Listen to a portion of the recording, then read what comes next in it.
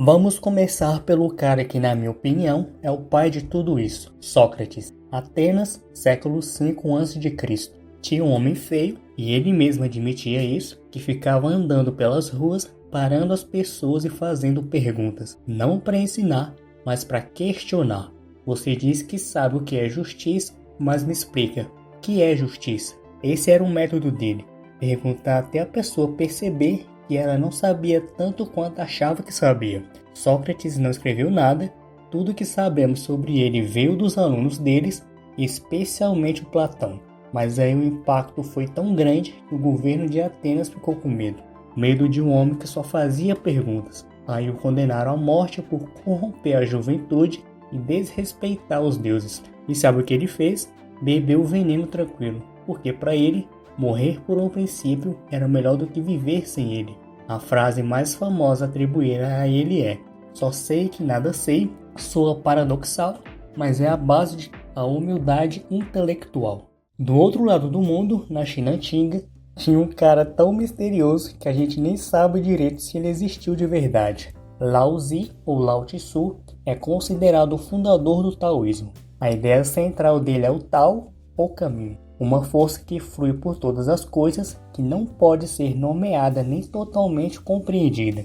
E a sabedoria estaria em viver em harmonia com esse fluxo, sem forçar, sem lutar contra a corrente. Tem um conceito dele chamado Yu-Wei, que é basicamente agir sem esforço. Não é preguiça, é a arte de não forçar as coisas. Tipo aquele cara que resolve o problema sem parecer que está se esforçando.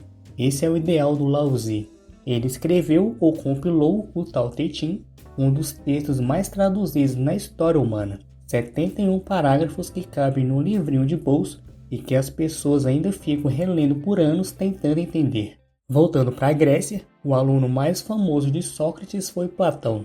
E ele não só preservou o legado do mestre, ele construiu um dos sistemas filosóficos mais influentes de todos os tempos. A ideia mais marcante de Platão é a teoria das formas, ou teoria das ideias. Para ele, o mundo que a gente vê, toca, cheira, esse é o mundo das aparências. O mundo real, o perfeito, é o mundo das formas. Uma cadeira que você vê que é imperfeita. Mas existe a forma da cadeira, a ideia perfeita de cadeira, que existe no plano superior.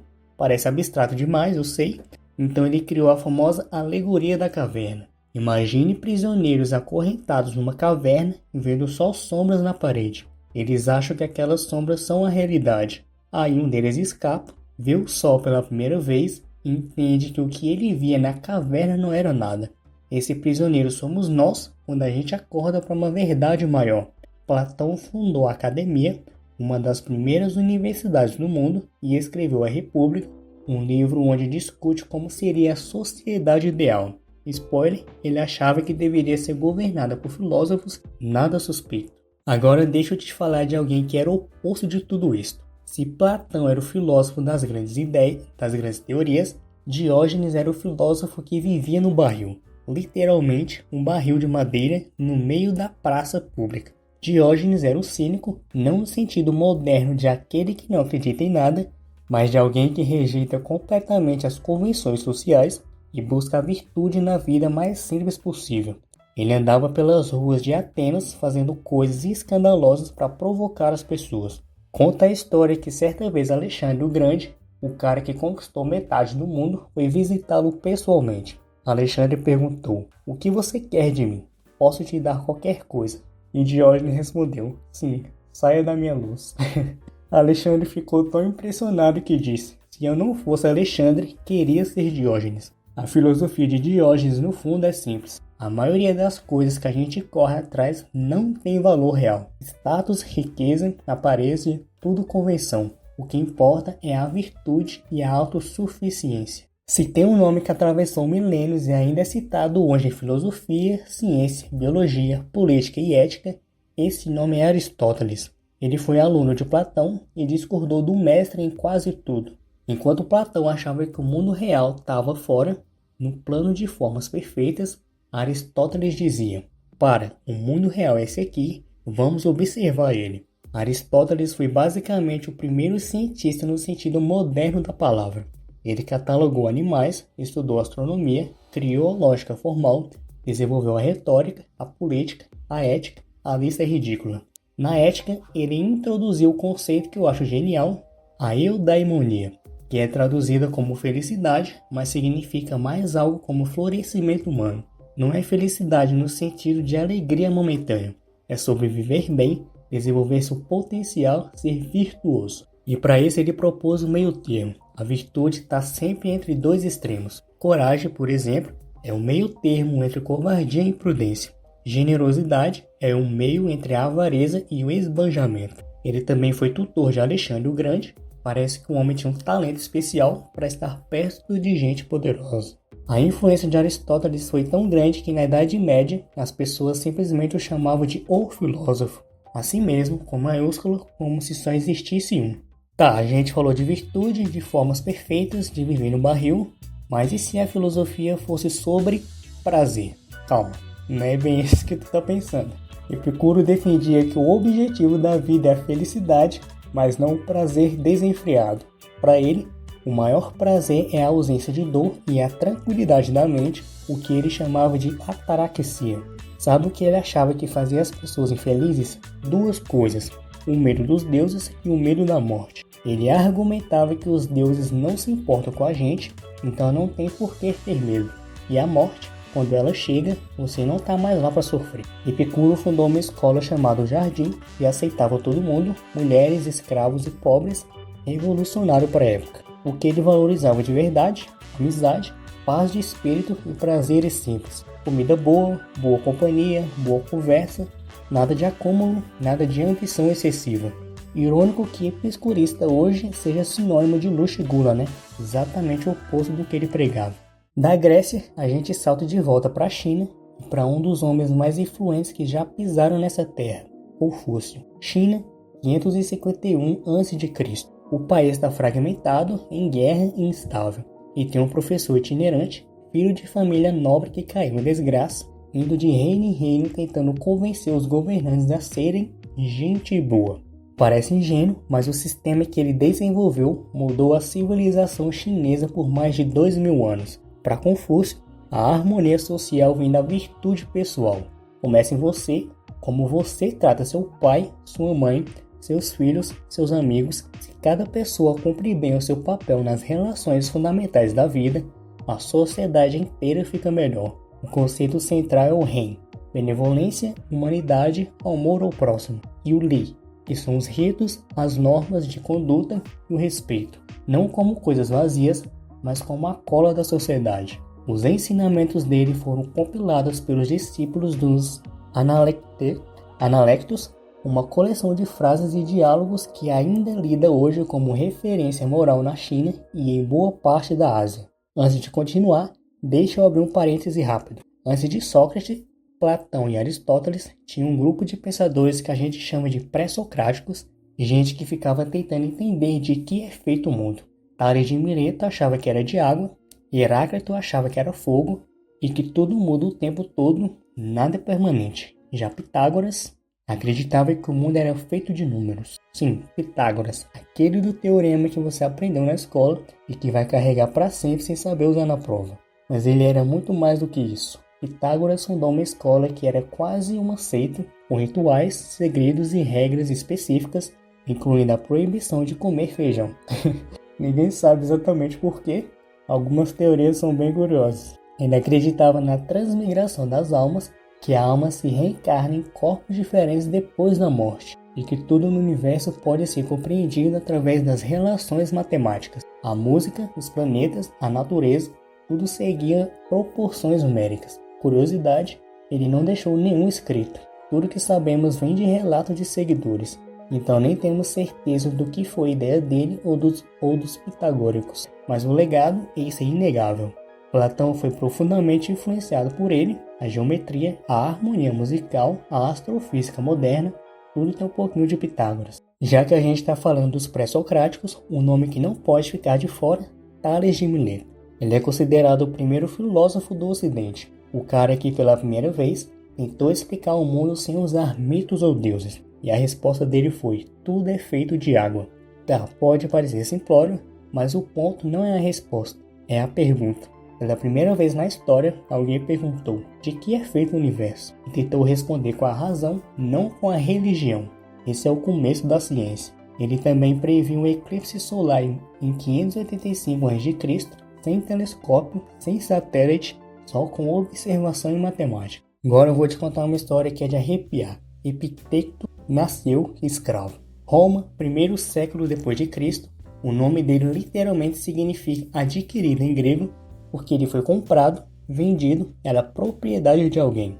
Mas dentro dessa condição absurda, ele desenvolveu uma filosofia que até hoje é considerada uma das mais práticas e poderosas que existe, o estoicismo. A ideia central de Epicteto é simples e devastadora. Existem coisas que dependem de você, seus pensamentos, suas atitudes, suas escolhas, e existem coisas que não dependem. O que os outros pensam, o que acontece com o seu corpo, a sorte e etc. Foca no que depende de você, aceita o resto. Ele foi liberto e fundou uma escola de filosofia. O aluno dele registrou os ensinamentos no Enchiridion, um guia prático de estoicismo que qualquer pessoa pode ler hoje em poucas horas e sair transformada. Para completar a história, Marco Aurélio, imperador romano, foi profundamente influenciado por Epicteto. O escravo que influenciou o homem mais poderoso do mundo não é pouca coisa. E por falar nele, Marco Aurélio, o imperador do Império Romano de 161 a 180 d.C., ou seja, literalmente o homem mais poderoso do mundo naquele momento. E ele usava esse poder enquanto escrevia diário. As meditações não foram escritas para publicação. Era um diário pessoal, reflexões íntimas de um homem tentando ser melhor a cada dia. Imagina, o imperador de Roma lidando com guerras, intrigas, pestes e toda noite sentando para escrever para si mesmo. Você agiu bem hoje? Você foi justo? Você controlou suas emoções? O estoicismo de Marco Aurélio é sobre liderança com integridade. Poder sem vaidade, ele repetia para si mesmo que a vida é curta, que a fama passa, que o que importa é agir com virtude agora. As meditações são um dos livros mais reeditados e lidos no mundo até hoje. CEOs leem, militares leem, atletas leem, porque o desafio de ser uma pessoa de caráter no mundo caótico não mudou nada em 2000 anos. Amsterdã, século XVIII. Tem um jovem judeu que começa a questionar tudo que sua comunidade acredita. Na consequência, ele foi excomungado, expulso da comunidade judaica aos 23 anos.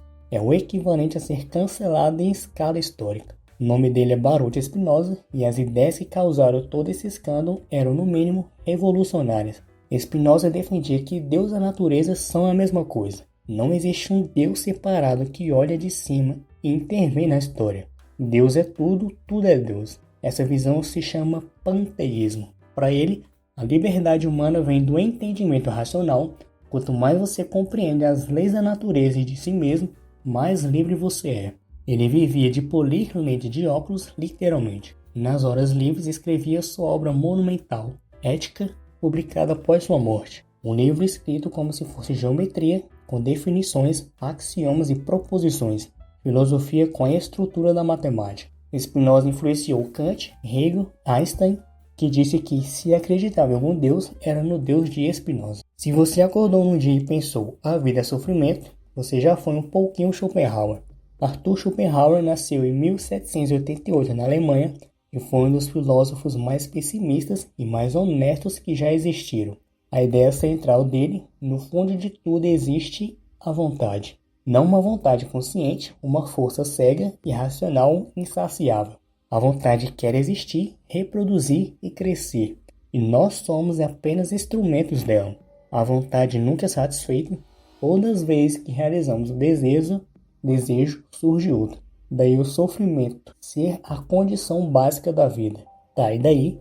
Como é que a gente escapa disso? Para Schopenhauer havia dois caminhos. A arte, especialmente a música, que é a expressão direta da vontade, e o ascetismo, que é negar os desejos. Ele foi influenciado pelo budismo e pelo hinduísmo numa época em que isso era totalmente raro no ocidente. Curioso, Schopenhauer era amargo e antissocial, mas a obra dele influenciou Nietzsche, Wagner, Freud, Tolstói e até a psicologia moderna. Às vezes, os pessimistas enxergam coisas que os otimistas preferem ignorar. Antes de continuar, preciso voltar ao estoicismo para te apresentar o fundador da corrente, Zenão de Cítio. A história de Zenão começa com um naufrágio. Ele era comerciante, perdeu tudo numa tempestade, chegou a Atenas quebrado, e ali por acaso entrou numa livraria, leu sobre Sócrates e pensou: é isso que eu quero.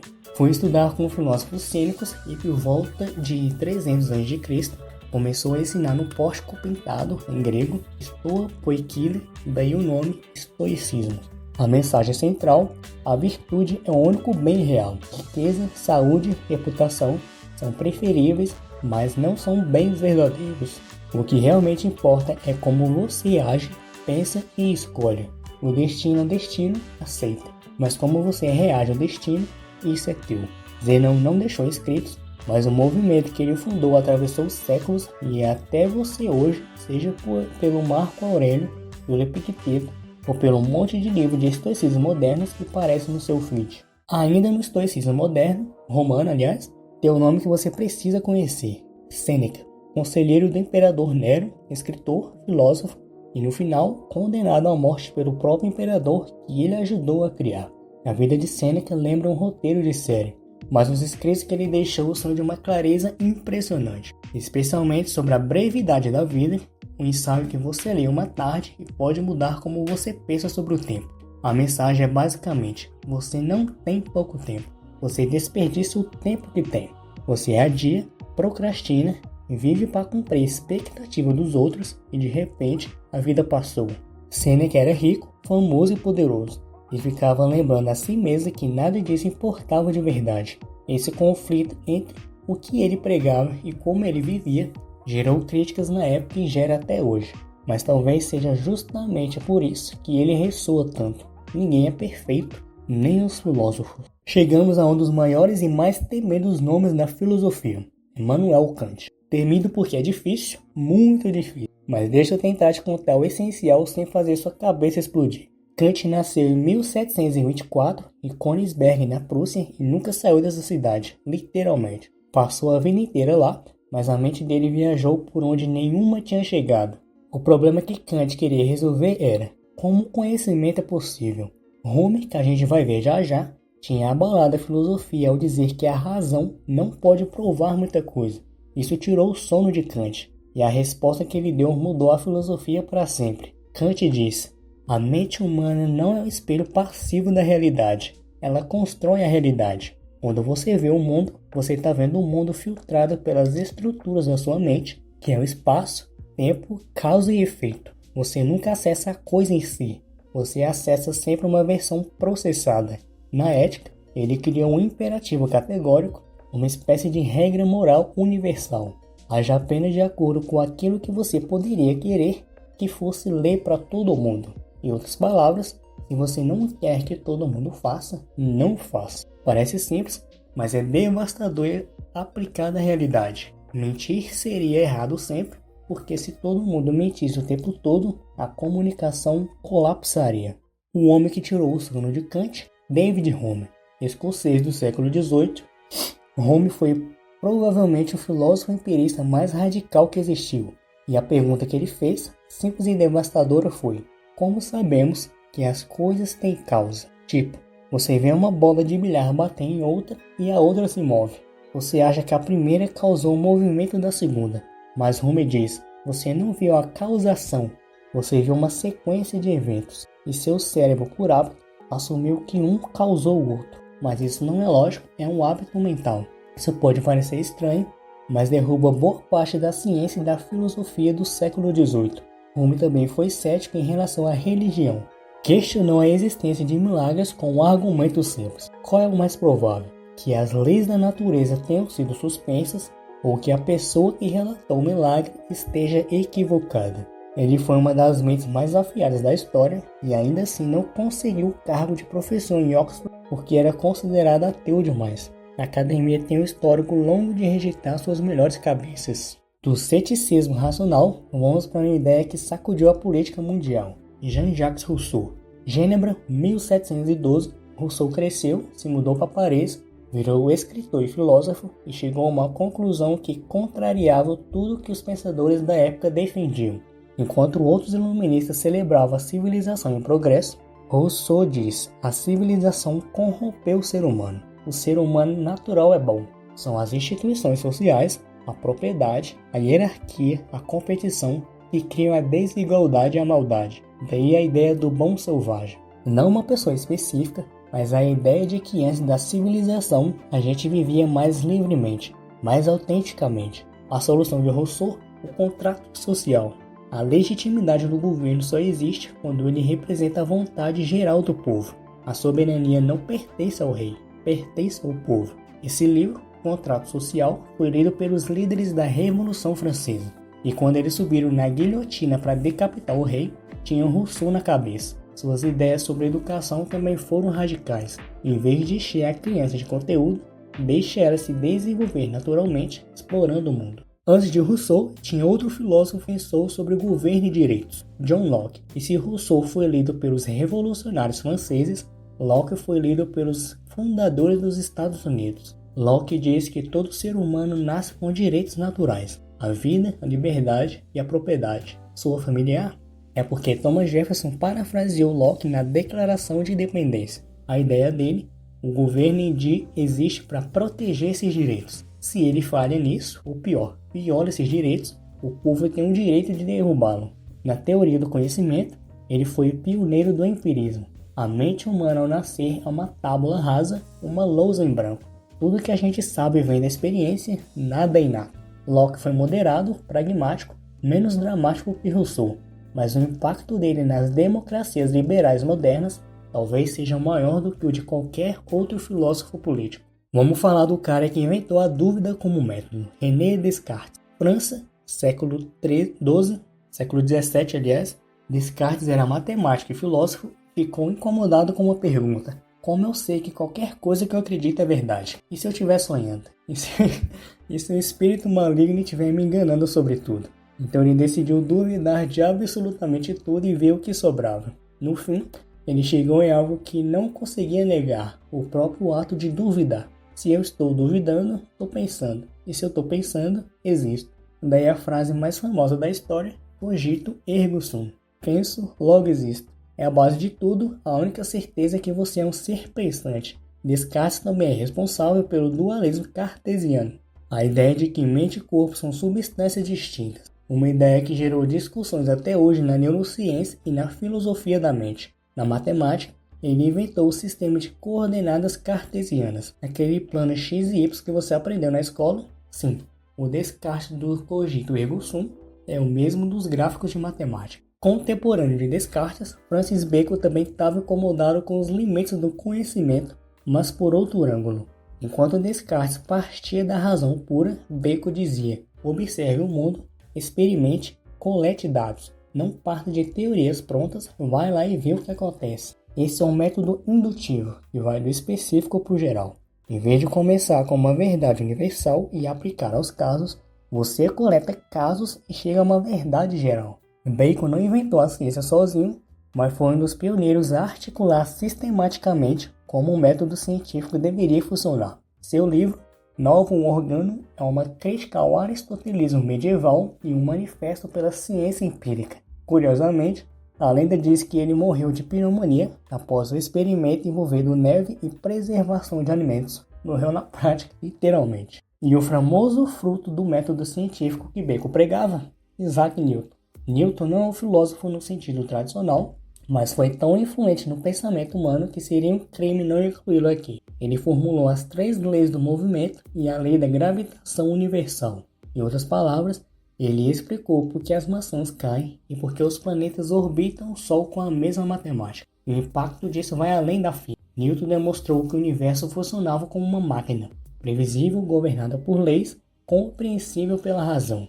Isso alimentou o iluminismo inteiro. Se o universo obedece a leis, talvez a política, a moral e a sociedade também obedeçam e a razão pode descobri-las. Ele também desenvolveu o cálculo diferencial, em paralelo com Leibniz, o que gerou uma polêmica enorme na época. O livro dele, Princípio Matemática, publicado em 1687, é considerado uma das obras mais importantes da história humana. Enquanto Newton descobria as leis do universo físico, Thomas Hobbes tentava entender as leis do universo humano e chegou a conclusões bem sombrias.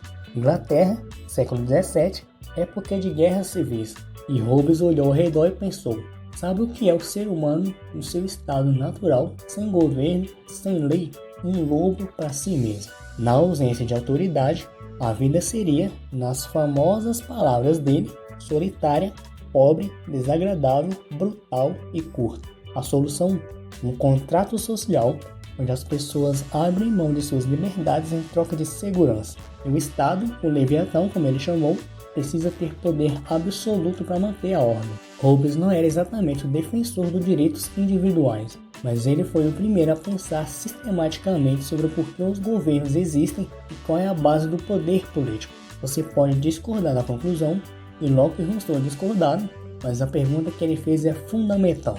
Qual é o fundamento legítimo da autoridade política? Se Hobbes foi sombrio, Voltaire foi o oposto. Era afiado, irônico, engraçado e usava a sátira para destruir tudo que achava hipócrita. Paris, século XVIII, Voltaire, cujo nome real era François-Marie Araud, não falo francês ainda, como tu pôde perceber, foi preso na Bastilha, exilado na Inglaterra, proibido de voltar a Paris. E cada vez que o poder tentava silenciá-lo, ele voltava mais feroz. A ideia central de Voltaire: tolerância. Ele ficava horrorizado com as guerras religiosas, com as execuções por heresia e com a intolerância disfarçada de piedade. Seu grito de guerra era: esmague o infame. O infame sendo o fanatismo e a superstição. O livro mais famoso dele é Cândido, uma sátira em que o protagonista sofre uma série de desgraças absurdas, enquanto seu mentor continua insistindo que vivemos no melhor dos mundos possíveis. É uma zoeira filosófica como Leibniz. Voltaire influenciou a Revolução Francesa e o Iluminismo inteiro, e até hoje, quando alguém defende a liberdade de expressão como valor central da democracia, é um pouco de Voltaire nessa história, nessa ideia. Amigo próximo de Voltaire e figura central do iluminismo francês, Denis Diderot. O grande projeto da vida de Diderot foi a enciclopédia, um esforço monumental para compilar todo o conhecimento humano em um só lugar. Junto com D'Alembert, ele editou uma obra com 17 volumes de texto e 11 de ilustrações. Parece simples hoje, mas na época era um ato quase submersivo. A enciclopédia colocava a razão humana no centro, não a igreja, não o rei. Conhecimento como ferramenta de libertação. Diderot foi preso, a obra foi proibida e ele continuou. Além da enciclopédia, era um filósofo materialista e ateísta declarado, e isso no século XVIII na França era sério. Ele questionava a religião, a moralidade convencional, a hierarquia social. Menos famoso que Voltaire ou Rousseau, mas sem Diderot, o iluminismo teria sido muito diferente. E saindo da filosofia moral pura para algo que afeta diretamente sua carteira, Adam Smith, escocês, professor de filosofia moral, Smith escreveu em 1776 o livro que fundou a economia moderna, A Riqueza das Nações. A ideia mais famosa dele é a mão invisível, quando indivíduos buscam seus próprios interesses econômicos sem perceber. Eles beneficiam a sociedade como um todo. O padeiro não faz pão por bondade, faz para ganhar dinheiro, mas ao fazer isso, alimenta a comunidade. Smith defendia o livre mercado, menos intervenção do governo, mais liberdade para o comércio. Essa ideia mudou o capitalismo moderno. Mas tem uma coisa que muita gente esquece. Smith, antes de A Riqueza das Nações, escreveu a Teoria dos Sentimentos Morais, onde argumenta que o ser humano tem empatia natural e que a moral também importa. Ele não era simplesmente o defensor do cada um por si, era mais complexo do que o slogan capitalista que herdamos o nome dele. Vamos conectar Kant com os próximos, porque a filosofia alemã do século XIX é uma reação a ele. Se Kant foi difícil, Hegel é um nível acima, mas calma que eu vou tentar. Georg Wilhelm Friedrich Hegel nasceu em 1770 na Alemanha e desenvolveu uma das filosofias mais ambiciosas da história, uma tentativa de explicar como tudo, a história, o pensamento, a realidade, funciona. A ferramenta dele é a dialética. Você tem uma ideia, a tese, surge uma contradição, que é a antítese, elas se chocam e produzem algo novo, que é a síntese. E aí começa o processo de novo, numa evolução contínua. Hegel aplicou isso à história inteira.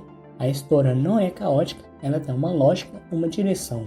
Está caminhando para algum lugar e para ele estava caminhando para a realização do espírito absoluto, uma consciência universal que se desenvolve através da história humana. Abstrato demais? A versão prática. As contradições não são erros, são o motor do progresso. Toda época carrega dentro dela as sementes da época seguinte. O feudalismo contradizia a si mesmo até produzir o capitalismo. O capitalismo contradiria a si mesmo até produzir. Karl Marx usou essa lógica inteira para fazer sua análise. Kierkegaard combateu Hegel e Nietzsche combateu Hegel. Hegel é elefante na sala de toda a filosofia no século XIX. Um dos alunos mais radicais da escola de Hegel foi Karl Marx. Ele virou o pensamento do mestre de cabeça para baixo. Enquanto Hegel dizia que a história é movida por ideias, pelo espírito, Marx disse não. A história é movida pelas condições materiais, pela economia. Quem controla os meios de produção, controla a sociedade. E toda a história é uma história de luta de classes. Escravo contra senhores, servos contra nobres, trabalhadores contra capitalistas. Marx não era só teórico, era ativista. O Friedrich Engels escreveu um manifesto comunista em 1848, uma chamada Revolução Proletária, para derrubar o capitalismo e construir uma sociedade sem classes. Sua obra mais densa é O Capital, uma análise econômica do capitalismo que ainda é estudada hoje em universidades do mundo todo, mesmo por pessoas que discordam radicalmente das conclusões. O impacto de Marx, metade do século XX, foi definida por países tentando implementar ou combater as ideias dele. União Soviética, China, Cuba, Coreia do Norte, movimentos de esquerda em todo o mundo. E as críticas ao capitalismo que você ouve hoje têm frequentemente raízes no pensamento marxista. Concordar ou não é outra conversa, mas ignorar Marx é impossível. Agora chegamos a um dos nomes mais citados, mas mal interpretados e mais fascinantes da história, Friedrich Nietzsche. Ele declarou que Deus está morto, e isso não é uma afirmação de ateísmo feliz, era um diagnóstico de crise. Sem a âncora da religião, a humanidade perdeu o fundamento dos seus valores. E agora? Quem decide o que é certo e errado? Nietzsche vira a moral cristã como uma moral de escravos, criada pelos fracos para controlar os fortes, exaltando a humildade, a subserviência, o sofrimento como virtudes. Ele queria o oposto, uma transvaloração de todos os valores, uma reescrita completa do que consideramos bom. Daí o conceito de Lubemente, o além do homem, um ser que cria seus próprios valores, que não se submete às convenções, que afirma a vida plenamente e tem um eterno retorno. E se tudo que você vive se repetisse infinitamente, você viveria diferente? Esse experimento mental é para te forçar a viver com total responsabilidade pelo que você faz. Nietzsche foi deturpado pelos nazistas, que usaram fragmentos distorcidos das ideias deles para justificar o horror. Mas a irmã dele manipulou seus escritos pós-colapso mental. A obra original é outra coisa. Ele influenciou Sartre, Foucault, Heidegger, artistas, escritores e músicos. É impossível pensar no século XX sem o Nietzsche. Uma das vozes mais importantes do século XX e uma das fundadoras do feminismo filosófico, Simone de Beauvoir. Paris, 1908, Beauvoir estuda na Sorbonne, termina em segundo lugar no exame mais difícil da filosofia francesa. O primeiro foi Jean-Paul Sartre. Eles dois formaram uma das duplas intelectuais mais famosas da história. O livro que a tornou imortal é Um Segundo Sexo, publicado em 1949. A frase que abre o segundo volume virou um dos aforismos mais citados da filosofia do século XX. Não se nasce mulher, torna-se mulher. A ideia, ser mulher, não é uma essência biológica, é uma construção social. A mulher foi historicamente definida como outro, aquela que existe em relação ao homem, não por si mesmo. Isso não é natural, é um produto de estruturas históricas e culturais. Beauvoir queria que as mulheres fossem sujeitas de suas próprias vidas, com liberdade, com escolha, com existência própria. O segundo sexo foi proibido pelo Vaticano, foi atacado pela esquerda e pela direita e virou a Bíblia do feminismo moderno. O companheiro intelectual de Beauvoir e o rosto do existencialismo, Jean-Paul Sartre. A frase central do existencialismo sartreano: a existência precede a essência. O que isso significa? Que você não nasce com um propósito definido. Não existe uma natureza humana fixa, um plano definido para a sua vida. Você existe primeiro, depois, através das suas escolhas, você cria quem você é. Isso soa libertador? E é. Mas Sartre também dizia que essa liberdade é angustiante, porque se não tem nenhuma desculpa, nenhum Deus, nenhuma natureza para culpar, você é completamente responsável por tudo que faz. Ele chamou isso de má fé, quando a gente finge que não tem escolha. Não tinha como fazer diferente, todo mundo faz assim, e a minha natureza. Para Sartre, isso tudo é mentira, sempre há escolha. Sartre viveu o que pregava, recusou o Prêmio Nobel de Literatura em 1964 porque achava que o escritor não devia se institucionalizar. Poucas pessoas na história recusaram o Nobel, Sartre foi uma delas. Vamos sair da Europa agora por um momento. Alan Watts foi um filósofo britânico que viveu nos Estados Unidos e passou a vida inteira tentando fazer uma coisa: traduzir o Oriente para o Ocidente. Ele era fascinado pelo Zen budismo, pelo taoísmo, pelo hinduísmo e tinha um dom raro de pregar ideias profundas e complexas e transformar em algo que qualquer pessoa conseguia entender. A mensagem central dele: você está tentando agarrar a vida em vez de vivê-la. A gente fica obcecada com o passado e o futuro, que esquece de estar no presente. A angústia humana para Watts vem da ilusão de que o eu é uma entidade separada do resto do universo. Mas você e o universo são a mesma coisa, a divisão é uma ilusão. Isso pode soar New Age, mas Watts fundamentava tudo na filosofia oriental clássica e sua forma de explicar era intelectualmente rigorosa. Ele morreu em 1973, mas hoje suas palestras têm bilhões de visualizações no YouTube. É um dos filósofos mais ouvidos do século XXI, mesmo tendo nascido no século XX. Agora, um dos pensadores mais relevantes para entender o mundo em que a gente vive hoje, Michel Foucault. França, 1926, Foucault era filósofo, historiador e pensador radicalmente original. A grande questão que ele perseguiu foi como o poder funciona. Não apenas o poder óbvio, o rei, o exército, a polícia, mas o poder invisível que circula nas instituições, no conhecimento e nos discursos sociais. O livro mais famoso dele é Vigiar e Punir, de 1975. Nele, Foucault mostra como a punição mudou ao longo da história, de execuções públicas espetaculosas a prisões modernas. E o ponto é, nas prisões modernas, o preso nunca sabe quando está sendo observado, então ele se autocontrola o tempo todo. Foucault usou isso para pensar a sociedade inteira. Vivemos numa sociedade de vigilância e disciplina. Os hospitais, as escolas, os escritórios, todos têm mecanismos de controle e normalização. Hoje, com câmeras em todo lugar, redes sociais que monitoram o comportamento, algoritmos que mudam o que você vê, Foucault parece mais profético do que nunca. Dostoiévski tecnicamente é escritor, mas suas obras são tão profundas filosoficamente que ignorá-lo aqui seria um erro. Rússia, 1821. Fyodor Dostoiévski foi preso por atividades revolucionárias condenado à morte, e no momento da execução foi informado de que a pena foi comutada. Trabalhos forçados na Sibéria, essa experiência o transformou completamente. O tema central de Dostoiévski: liberdade, sofrimento e redenção.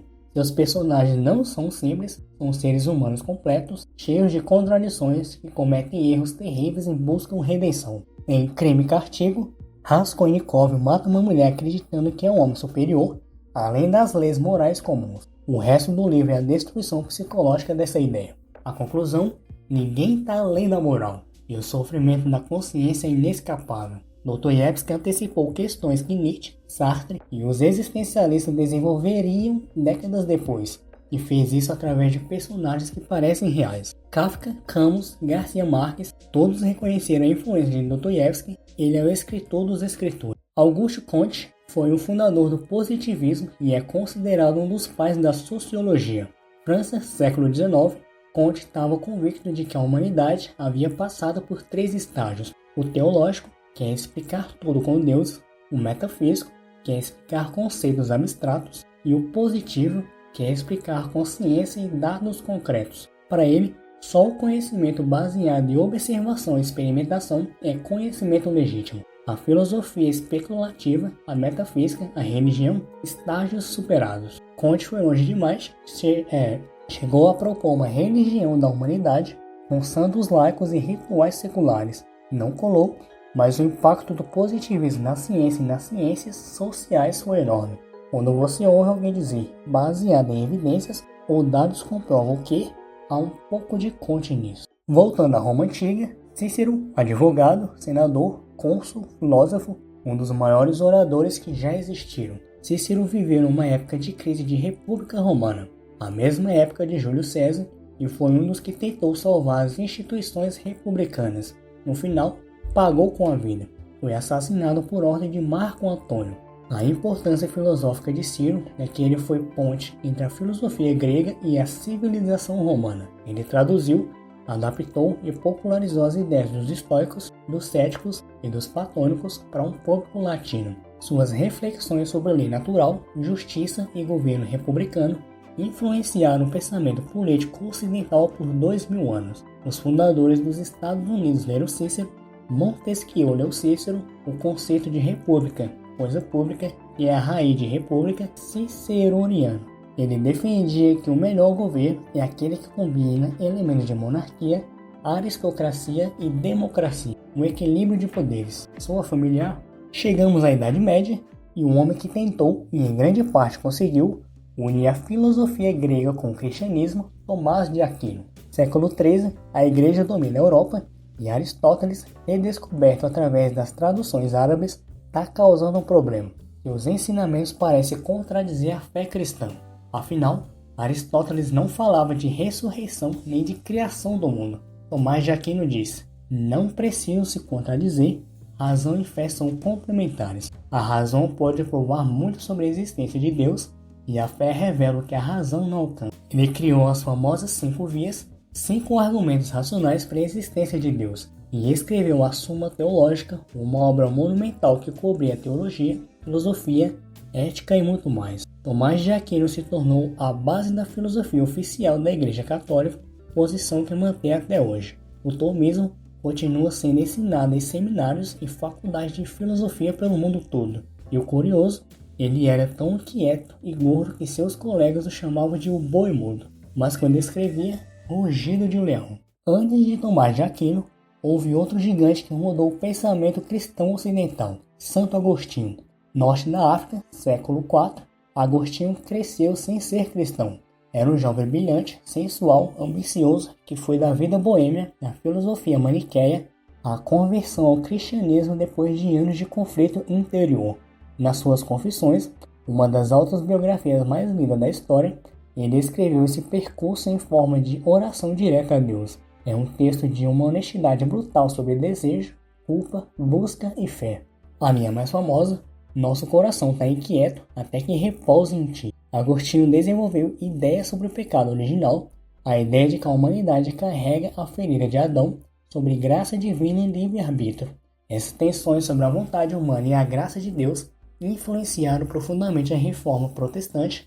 Lutero foi agostiniano antes de ser luterano. Ele também escreveu A Cidade de Deus, uma análise da história humana à luz da providência divina em resposta ao saque de Roma pelos visigodos. Um dos nomes menos famosos, mas fascinante, Nicolau de Cusa, alemão do século XV, cardeal da Igreja Católica e, ao mesmo tempo, um dos pensadores mais originais do início do Renascimento.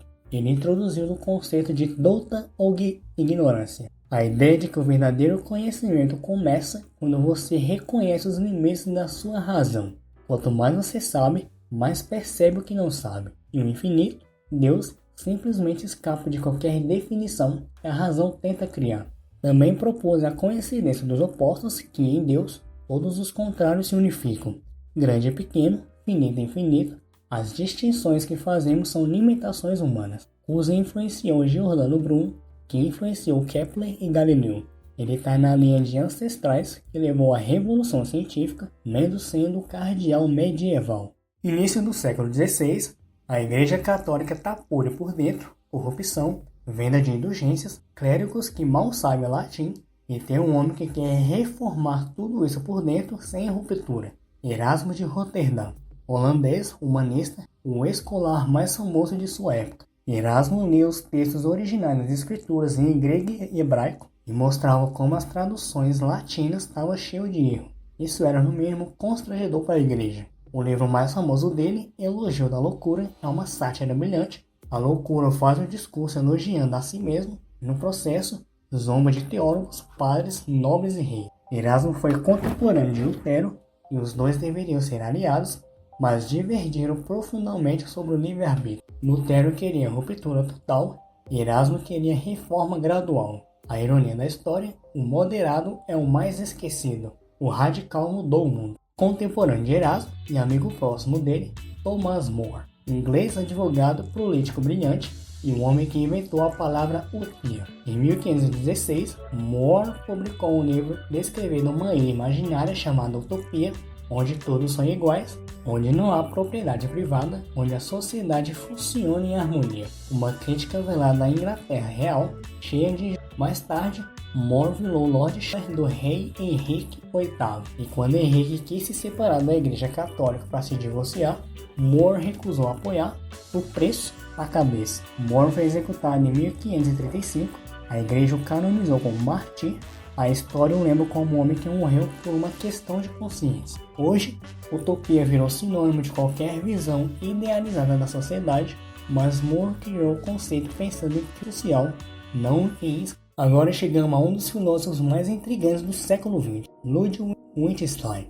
Austríaco, nascido em uma das famílias mais ricas de Viena, estudou engenharia, foi estudar em Bertrand Russell em Cambridge e ali se tornou filósofo. A ideia central da primeira frase de Wittgenstein: os limites da minha linguagem são os limites do meu mundo.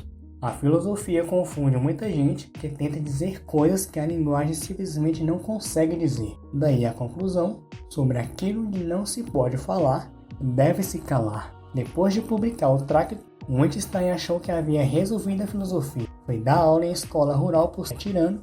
Quando voltou, mudou completamente de ideia. A segunda fase, as investigações filosóficas, ele diz que a linguagem não tem uma essência física. O significado das palavras vem do uso, do contexto, dos jogos de linguagem que praticamos. O Wittgenstein é difícil, mas se você já ficou confuso porque duas pessoas usam a mesma palavra com sentidos completamente diferentes, você já tocou o problema que ele passou a vida toda tentando resolver. O professor de Wittgenstein em Cambridge, Bertrand Russell, galês, aristocrata, matemático, filósofo, pacifista, preso por se opor à Primeira Guerra Mundial, premiado com o Nobel de Literatura em 1950, uma vida de contradições e coerência ao mesmo tempo. Na filosofia, Rousseau foi um dos fundadores da filosofia analítica, a ideia de que a filosofia deve usar métodos rigorosos de lógica para analisar os problemas. Com Alfred North Whitehead, escreveu os Principia Mathematica, uma tentativa monumental de fundamentar toda a matemática em lógica pura.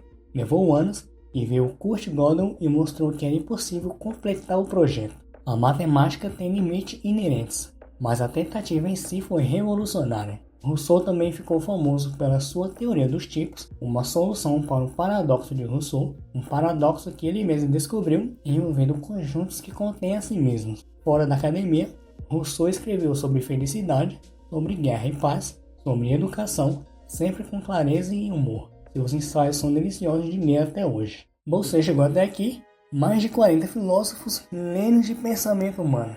E eu quero te deixar com uma ideia que conecta todos eles. Todos esses homens e mulheres, de Sócrates bebendo cicuta a Simone de Beauvoir sendo chamada de escandalosa, de Marx exilado em Londres, a Nietzsche colapsando numa rua de Turim, todos eles estavam fazendo a mesma coisa. Eles estavam recusando aceitar o mundo como ele é, sem questioná-lo. Eles perguntaram, por que existe algo em vez de nada? O que é o bem? Existe livre-arbítrio? Como devemos viver? O que nós devemos uns aos outros? E o fascinante é, ninguém respondeu de forma definitiva. 2.500 anos depois, ainda estamos aqui fazendo as mesmas perguntas. Isso poderia ser frustrante, só que eu acho o oposto é meio que libertador. Porque significa que essas perguntas são permanentemente humanas, são suas agora tanto quanto foram de Sócrates. A filosofia não é sobre ter respostas, é sobre não parar de perguntar. E talvez, só talvez, o filósofo mais importante de todos seja aquele que você ainda não conhece. Aquele que dentro de você, que não se contenta com a primeira resposta que surge. Pensa nisso. Esse vídeo foi meio longo, mas espero que tenha sido válido. Se algum filósofo aqui despertou tua curiosidade, vai fundo, pega algum livro, até deixei alguns na descrição aí pra tu. Escuta uma palestra, lê algum artigo. A filosofia fica muito melhor quando você aprofunda. Depois tu me fala aí, qual foi o filósofo que mais te surpreendeu? Algum nome que você nunca tinha ouvido falar antes? Deixe aí no comentário, porque se tiver interesse, eu posso fazer um vídeo inteiro sobre cada um desses caras. Dá uma olhada na descrição ou no primeiro comentário fixado, porque deixei alguns links úteis e recomendações exclusivas para você. E já que ficou até aqui, o YouTube escolheu o melhor vídeo para você assistir agora. Tá na tela para você.